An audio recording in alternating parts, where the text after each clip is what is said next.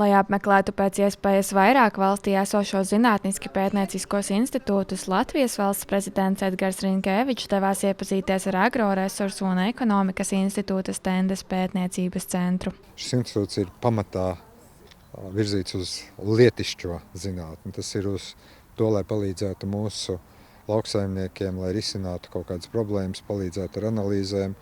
Un es saprotu, ka gan šeit Stendē, gan Priekuļos, gan citur, kur ir institūta darbības filiāls un centri. Tas nav tikai par zinātni, tas ir arī par praktisku atbalstu, padomu un palīdzību zemniekiem, saimniecībām.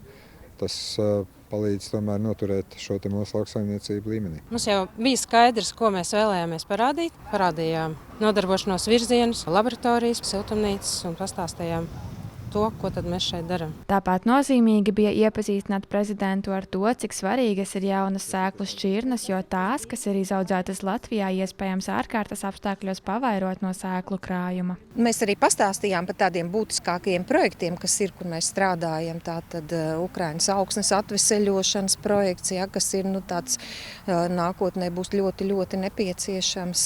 Tad kā mēs, klimata jautājumus, kā ar mūsu palīdzību var izcināt projekti, kas ļauj pārstrādāt tālāk lauksaimniecības izēvielas, otrreizējās izēvielas lietas, pie kurām mēs šobrīd strādājam. Ļoti interesants projekts, ar ko man iepazīstināja, ir saistībā ar karu Ukrainā un to, kādā veidā palīdzēt Ukraiņiem, ņemot vērā, ka zeme tur ir piesārņota. Šeit ir arī tāda zinātniska darbība.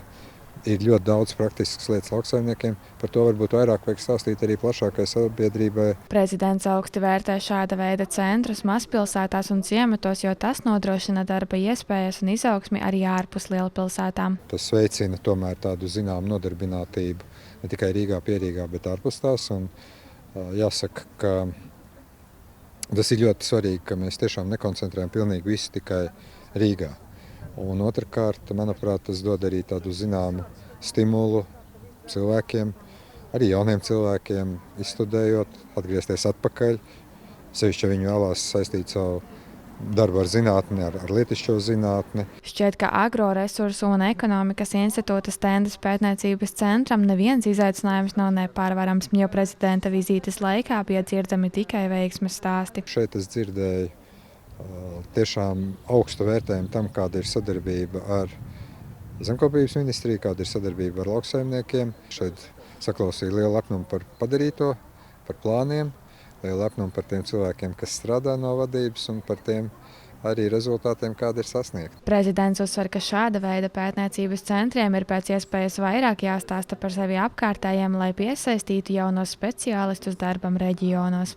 Nīcata Anna Stariņa, Terēza Matisona, TV9 Pakalni.